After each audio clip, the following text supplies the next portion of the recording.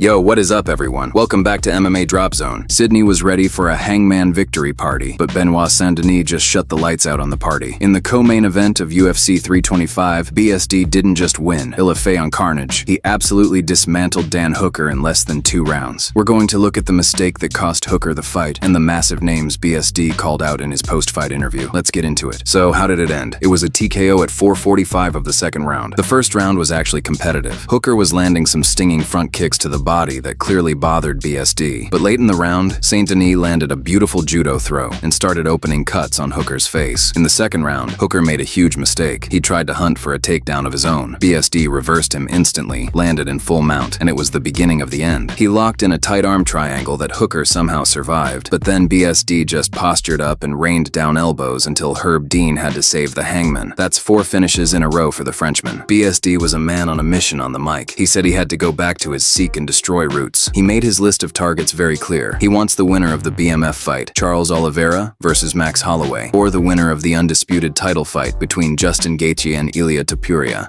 Out of the guys you mentioned, Arman's the one without an opponent. Would you be happy to fight him for that #1 spot, or do you want to just go straight past him and get into title contention?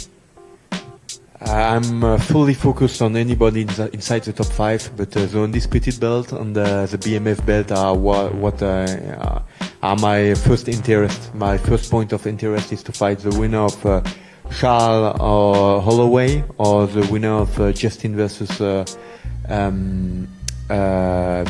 Ilia. But then he sent a direct message to the #1 contender. Arman Tsarukyan, you say you're the #1 contender? I'm here to take your spot.